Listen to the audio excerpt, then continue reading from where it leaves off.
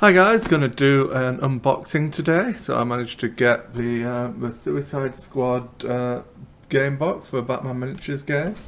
It's pretty excited. I picked up a few of the models, some night models before, and they look to be a joy to put together. And the game seems really good fun. It's not exactly a new game now. It's been out for a while, but this box is new. It's just come out now. Let's get straight into it. So.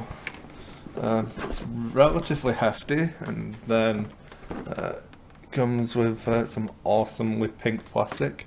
I did manage to get the one that comes with the Ben Affleck Batman. So roll that down there for now. Peel off the wrapping. So it comes with everything you need to play the game.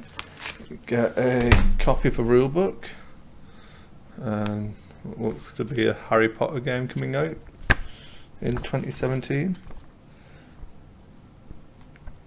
I've not actually looked through, obviously I'm still taking the cellophane off, but all of the same funky marketing style as in the film for Suicide Squad. It shows you how to put together the terrain and some photos of the different crews.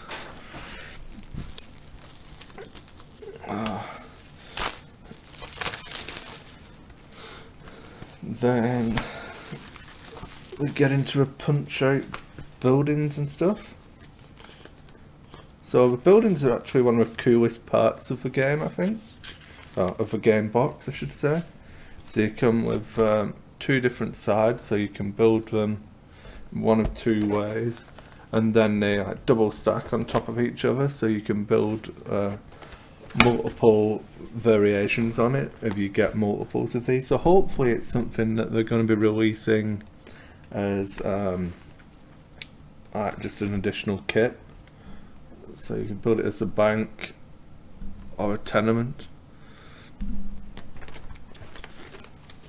Cardstock doesn't seem too bad. It's not going to hold up to massive play if you're throwing it around and lethal with your dice, but the print quality seems really nice. Let's punch out one of these.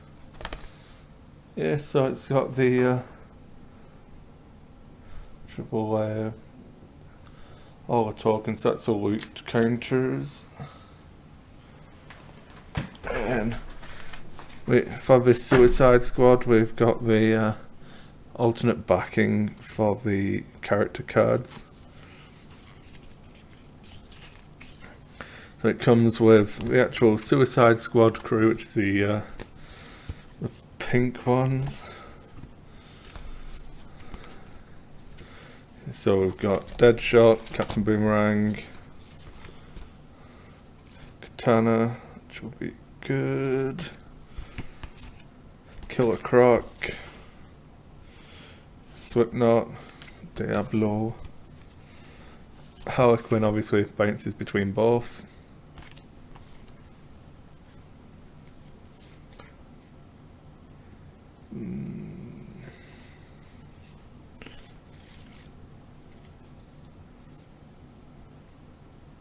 A load of randoms for the Joker crew and the Jared Leto Joker.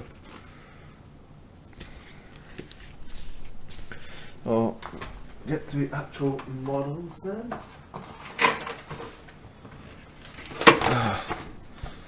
So you get a semblance of a carry case thing for them. If you've never seen the Night models sculpts, they're actually pretty nice sculpts. So there's the Batfleck.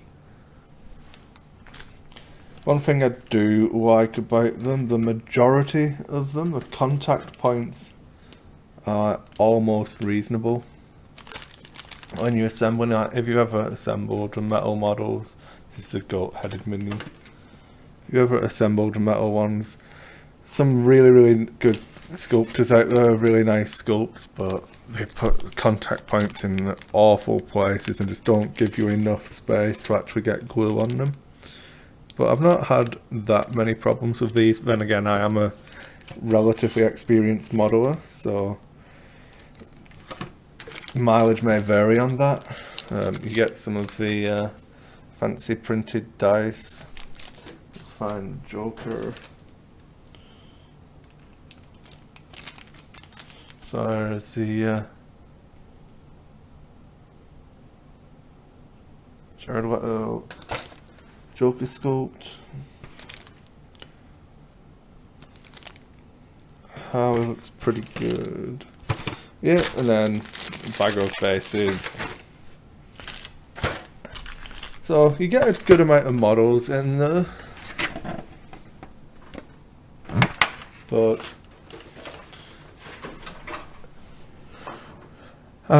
it's good to see that obviously I managed to get a Batman in mind. Most of them, if you're buying them on near release, should still have the Batman model in there. It's a Batman game after all. It does have a campaign for running the actual Suicide Squad missions in there that I've not managed to read through yet, but I'm pretty excited to get more stuff on the table for this. I've got pile of stuff to be worked through already. I'll be doing some demos of it, and I'll try and get some recordings later on with some gameplay thoughts and everything. The stuff I have done with it, it seems like a really nice system. The combat mechanics and everything work really well. It feels like you're playing a Batman game. The dynamic of like Batman being really good, but not being able to like kill people because he's Batman, compared to some guys with like giant machine guns who can just ruin people pretty easily if you manage to. One of the things that's really worth mentioning is like the line of sight mechanic. The guns in the game, the vast majority of them, unless they're like pistols, can actually shoot entirely across the table. There's no range limit for the majority of the actual real weapons in the game, but it's limited by line of sight. It's a Batman game. Batman only comes out in the dark, so you've got the street lights and things which you get to place between you and your opponent, so it works really well. You do get some street lights and sewers and everything in this box. I think it feels like it's designed for both you and your opponent to get a copy, because then you get more of the buildings, more of the lights, more of the street lights, and actually have enough to play a full game. And with the crews that come in it, I think I would have liked to see more generic stuff in it for the Suicide Squad side, which is really hard to do because of the nature of it. Obviously it's done from the film, so all of the characters in that are there. So I understand why it is the way it is, but just from a gameplay perspective, I think it would have been more useful for more people. Like, if there was some generics in there, there's a chance I'd buy two, but the way it is, I'm only going to buy one and then hope that they release the buildings separately in the future. So we'll go from there. Really looking forward to actually playing some more of the game. It's Batman, and I'm a big fan. Don't know if it's a game I'm going to hammer and play lots of every month, but it's definitely, the guy I was talking about it with, it's something that I could definitely see myself spend a lot of time on the models, painting, trying to make it look really nice, have a really nice terrain set up for it. And then if I played it 7 or 8 times a year, I think that I would be getting my money's worth out of it, just because the amount of gaming I get to do for enjoyment is limited. But it's one of those games that I feel like it can be really good fun. It has a good cinematic feel to it. It represents well on the tabletop what it's trying to. Time limit wise, I feel like it was about 90 minutes for a game. The only thing I've been disappointed with is that you've got to go really deep into rules and try and be really niche if you want to do like the start of the game. I'm going to try and do when I run demos is going to be Batman against some nameless thugs, but it's really hard to play because it's a objective style driven skirmish game. So Batman can be going around beating everybody up, but if just grabbing all the loot counters, it's really hard for just that style of play to win. So you've got to throw in some Gotham City detectives and some police officers and stuff like that to help Batman. So it then becomes more of a skirmishy style game. But it's fine.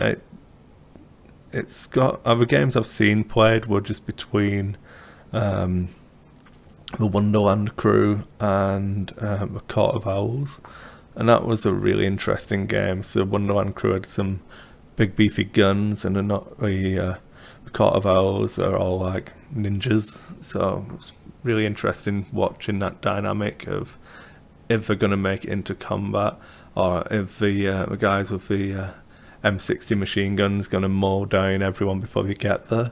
And the limited way that ammo works and the number of shots you can have, it's really good. I'm definitely a big fan of the actual mechanics of the game. It needs to see how I do actually playing it myself and stuff like that. I've managed to waffle on for 10 minutes and not really say anything, so I'm probably going to end it there. Unboxing wise, I feel like it's going to offer a much better value than the rest of the Night Models range has, because it's relatively expensive to get into. It's a licensed game. They have obviously like the Marvel stuff as well, but the price point per miniature is pretty high, but you don't need that many miniatures. So if you used to play in, like myself, a Warhammer style game, you're looking at probably the same amount as a mid-sized army for a lot less models, but then you're done. So we'll see. I think that's about everything I need to say about it. If you've got any questions, just throw them in the comments and I'll get back to you. I will try and do another video once I've assembled and painted some of the stuff, and then I'll get some gameplay thoughts on it as well. Thanks for watching, everybody.